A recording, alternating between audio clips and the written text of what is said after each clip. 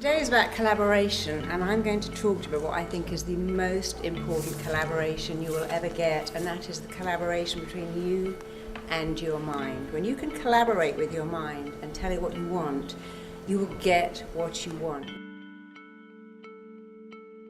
What I believe is you need to know 4 things about your mind, and if you put these 4 things into practice, you will have success across the board at every level. So let me tell you what these 4 things are about your mind.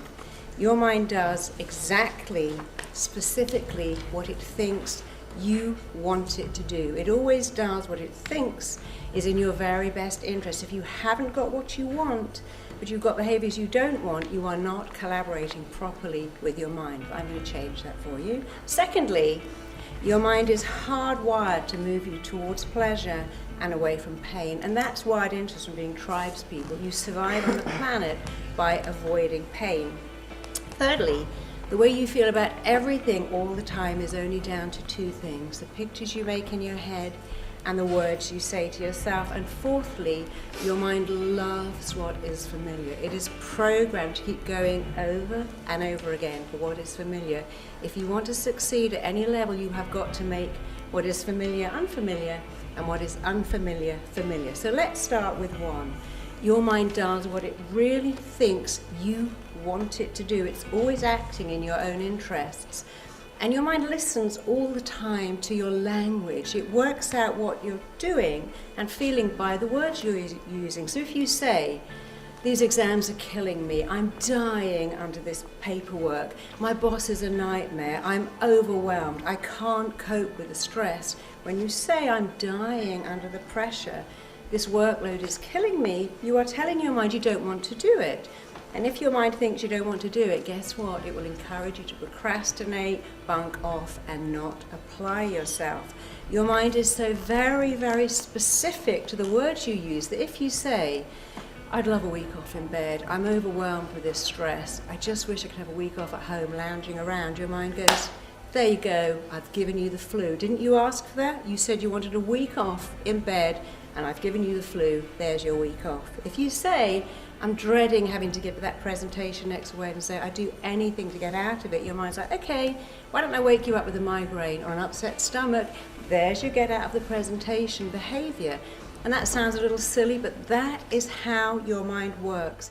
So I worked with a footballer who came from nowhere. He was playing for not any division team, and he went straight into the Premier League.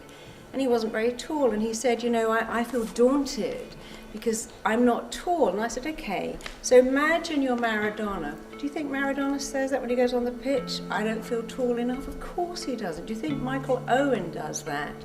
You have to change your thinking and change your words, because the pictures you make in your head and the words you say to yourself will change everything. That's all you have to do. Arnold Schwarzenegger said, "Modesty is not a word that applies to me in any way at all. I hope it never, ever does." And I love that. And Muhammad Ali said, "It's people's fear that stops them taking on challenges." I told myself I was the greatest before I even was. I believed in myself. And then guess what? I became the greatest. So what a concept. He told himself he was the best, and he became the best, but he didn't just go, "Yeah, I'm the greatest me." He trained, he worked out, he was disciplined, he believed he was the best. And I worked with the top of their game, top CEOs, top actors, top everything, top rock stars. They all have to tell themselves they are the best, because what's the opposite of that? "Oh, I'm just average, I'm not really good enough, I can't really do this, it's too hard, it requires too much commitment." I just showed you whatever you tell your mind it believes. So tell it better things. First you make your beliefs, and then your beliefs make you. And if you believe in yourself, other people will believe in you too.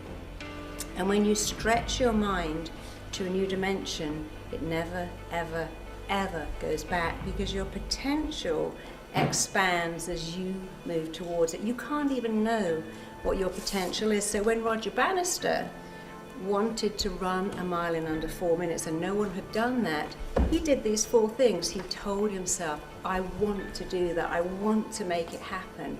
He linked massive pleasure to doing that. He saw constantly his body going through the tape at 239 seconds, and he made it familiar because he did run a mile in under 4 minutes, and that same year 8 more people did it. The following year 57 people did exactly the same thing. So he made what was unfamiliar familiar. You have everything to gain by doing these 4 things. Tell your mind exactly what you want. Use really detailed, descriptive, positive, powerful words. It's not positive thinking, it's rewiring your brain for success. And that is success across the board, not just in business, not just in athletics, but in everything, even in your relationships.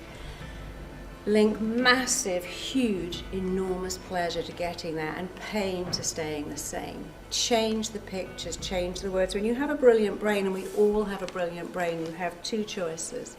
Rationalize why you feel so bad, or talk yourself out of it.